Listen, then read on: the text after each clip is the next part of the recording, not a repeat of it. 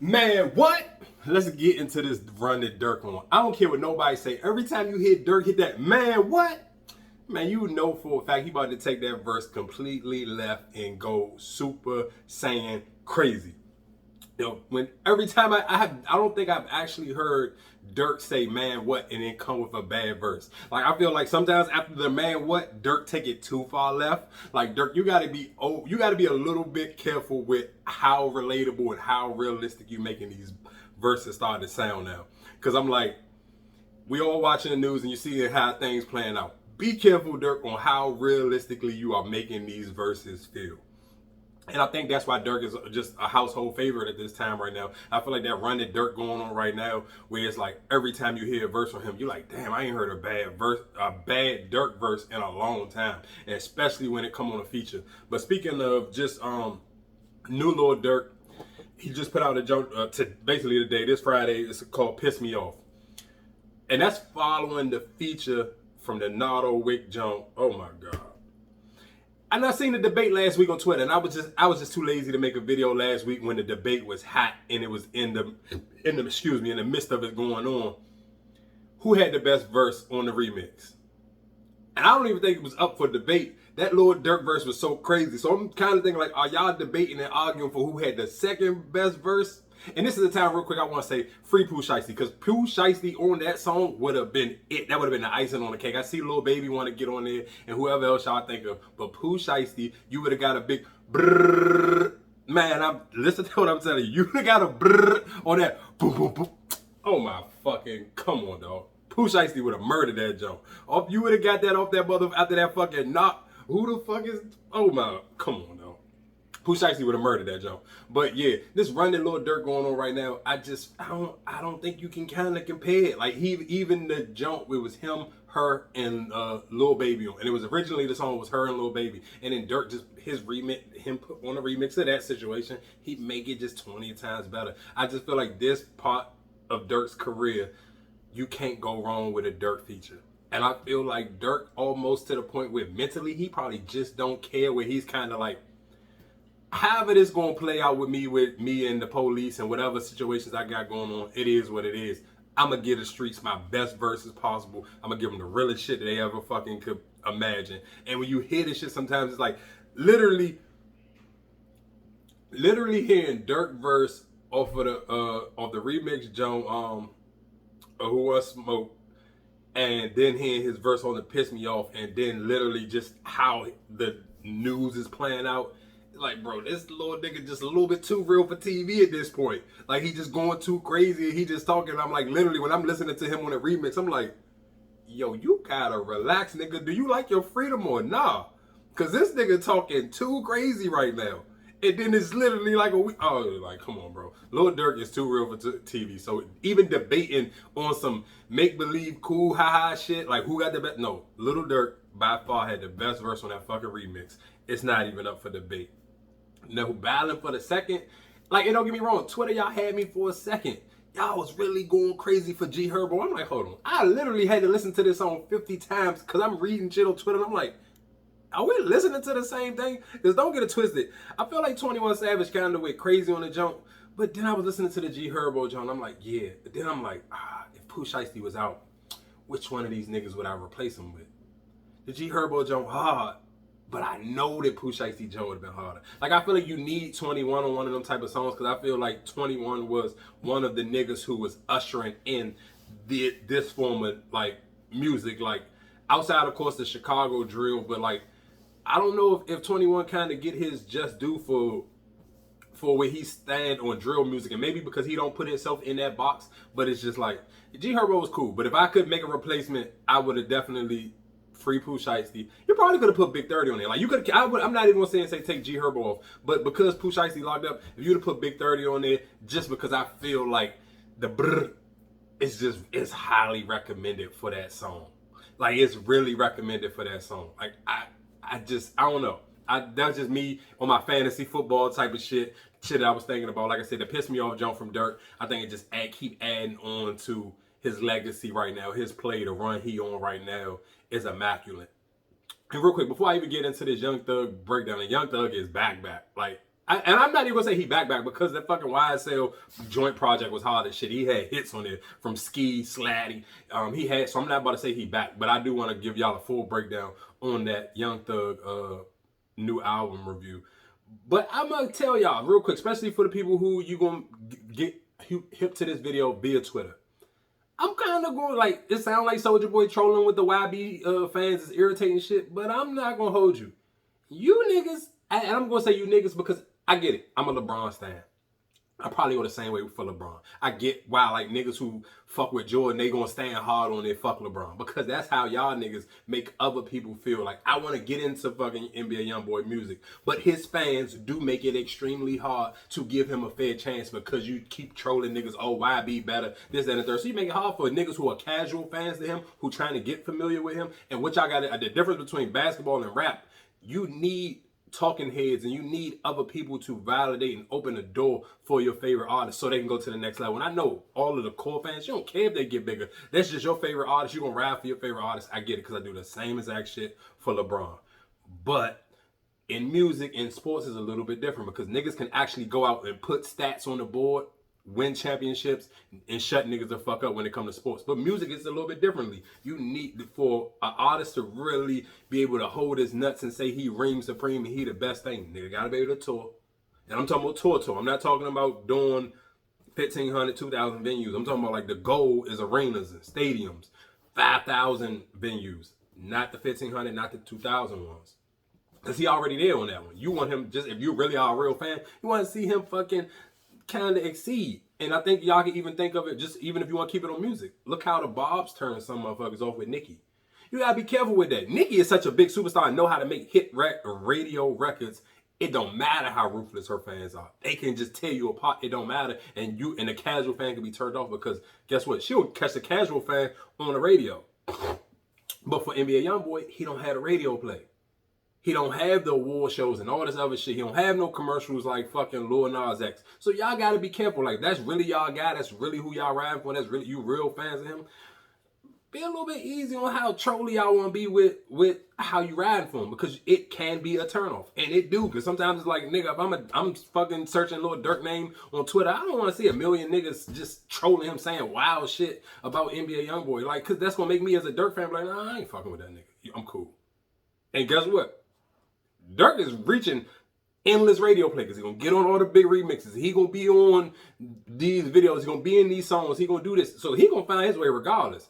He can eventually go so fucking, and y'all know he know how to make them girl songs. He can go so commercial on you niggas, and all that street shit can be behind him if he really want to keep it, if he want to keep it funky. Look how crazy the nigga went on the Drake jump. Like, he went commercial by promoting his girl like it was a commercial. So you gotta think about it sometimes. Think about the games, the little troll games. I get it. Y'all young, you gonna troll, you gonna do you anyway. But like I said, I kind of had to agree with Soulja Boy with that shit just because somebody being on Twitter and people just trolling. Man, that shit get irritating. And then you make like, I ain't even listening to this shit. I can't even give it an honest review because you fucking blew me before I could even click the link on this jump. But anyway, getting into this Young Thug jump. Young Thug, this album called Pump, it caught me by surprise.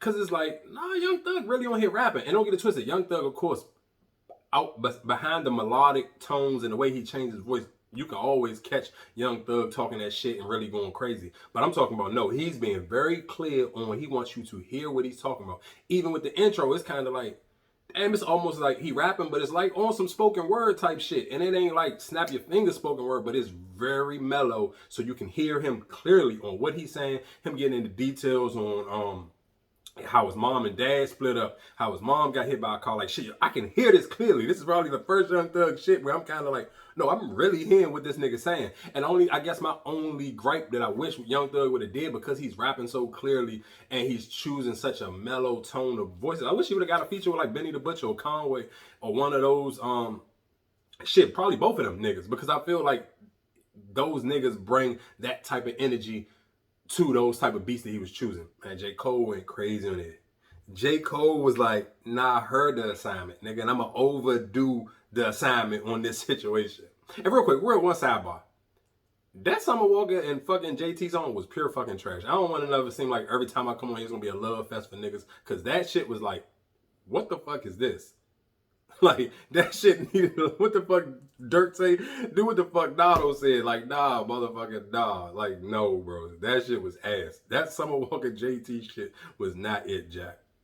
I'm waiting for Quavo to drop that motherfucking Scrape the Ground too with Young Miami. That shit sound like it's gonna be too hot. But anyway, let's get back into this Young Thug shit real quick. J. Cole went crazy on this Young Thug project. And I'm gonna tell you how when you know your project is solid and you believe in your line of work, bro, he had the Drake feature at the bottom of this motherfucker. Like, how many songs he got on this joint? Let me look real quick. Thug got 20 songs on here. Nigga, his Drake and Travis Scott feature is number 12. That, you gotta think about it. The average motherfucker who got a Drake feature, nigga, they put that shit 1, 2, or 3. It ain't going no lower than 5. So you gotta take your hats off the Young Thug for him to have his all the way at 12. And the shit slap. That nigga Drake was, oh my God, boy. We talking about a feature killer. Drake gonna forever Drake. He gonna talk spicy. He gonna go crazy on the shit he's supposed to talk spicy on. And that nigga was talking super spicy on that joke. What that nigga say? I've been on the Billboard charts for 540 weeks. Somebody love hearing me speak. And that nigga was talking crazy on it. Other song that I really like OD to listen to a lot on here in this short time, the jump with him and Future, Peeping in My Window. And don't get it twisted. Like, and you gotta think about it. Rest in peace to Juice WRLD. He been gone for a while, but maybe like 2 years now. So for Young Thug to hold on to a jump and have a banger with him on there, woo-wee. That Young Thug and Juice WRLD jump crazy. But like I said, if you a Future fan and that type of cool Future Young Thug clash up, because sometimes I think Future and Young Thug like to mix their shit up together, especially when it's on Young Thug projects where he really not chasing a hit. Like, he know he can get one with Future, he don't even need one. Like, that Peeping in My Windows joint was like, oh, this is different from them, and it's just like it's a bop. And it's not a joke they probably gonna play in the club, but this gonna be one of your favorites to go to when you in the car, when you whip in and you just like, yeah, I want to, yeah, they got one with that one. That Future and that Thug People Through My Window. Future was talking crazy on it. I love when Future, because I'm sure for mainstream America, you know the toxic version of Future. But for niggas who been Future fans since Free Bands, 1000 and Dirty Sprite the first one, before Dirty Sprite the first one got mainstream, like, nah, that Future talking that Free Band shit, talking that crazy street shit, that's the Future real Future fans really fucking fell in love with. And that's what gave him the leeway to be able to go so commercial and do the girl songs. So I fuck with that Future and Thug jump. I really fuck with that the Rich Nigga shit, Future and Juice WRLD. But I don't give a fuck what niggas say. Post Malone, man, bro, he keep one. Don't even worry about it. You go look at it right now, they ain't got no star about it. Don't worry about it. Before the fucking next weekend hit, that shit with Post Malone and Young Thug, if you could put 7 stars with that motherfucker on Apple Music, that bitch will have 7. Trust and believe. Post Malone, he gonna do what Post Malone's supposed to do. He gonna find his way for him and Young Thug to hit that motherfucking Billboard charts. I promise you on that one. That shit was hard. What's another song I really was into of that jump? Them was really like the super standout ones to me, but I still think like as a totality and as a total, this was a solid project by Young Thug. And like I said, this gonna catch you off guard with the rip. Like, if you just go in the mindset and you just, I don't think Young Thug about to turn me up, he about to come crazy like they did on the YSL project. Nah, he was on some straight chill shit, and he really was just, he was talking. He was talking this shit. Like, you could tell he really had some pain, some shit that he had, the thoughts on his mind that he really wanted to get out. And you could just tell, I fuck with this album. Like, and I was happy it wasn't on no rock and roll shit, because I didn't know the name of the album was Punk. I didn't know. I was thinking like, all right, maybe he about to be on some rock and roll shit. Nah, he didn't. He was rapping. He was rapping. Like, I fuck with Young Thug for that shit, because he kind of like, he changing the culture. Because if Thug rapping, now he gonna make other niggas feel like, damn, I might gotta rap now. And when I mean rap where niggas can clearly hear what you saying. Like, you can go listen to the very first song and you're going to get takeaways. You're not getting no melodies and no melodic shit. No, you're going to hear what he's saying and you're going to feel what he was saying. So I fuck with Young Thug with that. And while we talking about albums that dropped this week, man, shout out to Goo Big Gucci. Another 1017 project. So Icy Boys. To me, the standout song, and you can't never go wrong, put Quavo on the fucking hook. Quavo is back on this hook game. Like I said, look out for that Scrape the Ground with him and Young Miami. But this Snow Cone jump on this Gucci Man project, oh my God. Nigga, Quavo is Quavoing. Quavo is still the guy when it comes to getting you a fucking hit. Listen to what I'm saying. That is the standout song on here. Don't ever get it twisted. Go right to it. That's the second song on this jump. And I fuck with how Gucci always gonna find ways to even like that first group of 1017. It seemed like it kind of hit the fan, and not hit the fan because the rappers was unsuccessful because he put out Pooh Shiesty off for that first group of new 1017 run. But Pooh Shiesty in jail, Fujiano in jail. So Gucci as a good CEO, he ain't about to just put his hands in his pocket and go cry about it. Nah, let me put out these new niggas. Let me get y'all super familiar with my new guys. And the crazy thing about it is, like, if you really a Gucci fan, he done already put out a lot of these songs, like just trying to, you know, help niggas catch singles and really push them out. But nah, this song's solid. I ain't gonna hold you. Like, if you a real Gucci fan, give it an honest listen and figure out. I don't know which one of the new 1017 niggas I actually like yet. Like, I don't know which one is like when you first heard that 1017, you kind of was like, oh no, this nigga Pooh Shiesty kind of nasty. Like, he had the standout songs on those projects and where he became a fan favorite immediately. Like, those 1017 projects worked extremely well for Pooh Shiesty. And then I think like maybe the second one they did, you started to become, more people started to fuck with Big Scar.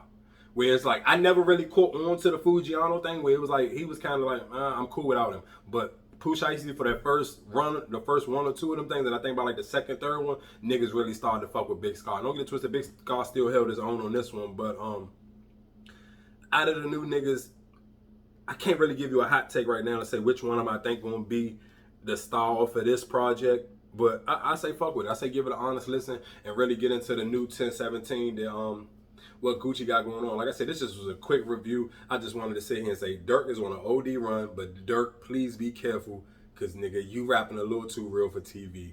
The new Young Thug project, it's not, like I said, don't go into it looking for the super melodic shit. Really go into it looking for rapping. Young Thug is really on there rapping. I ain't saying he about to kill you with a bunch of bars and crazy metaphors. No, he just talking his shit, really getting his pain off and letting y'all niggas feel where he coming from. Like I said, shout out to Young Thug, shout out to Lil Durk. Again, like, subscribe, share, tell a friend about it. And like I said, YB fans, stop trolling. Let other niggas really get into y'all guy. I know that's y'all guy, but allow us casual fans to become fans and really be able to support him, so them 140 numbers can go to 300 and 240 and whatever the fuck, wherever y'all want to see him go. But y'all gotta relax on the trolling.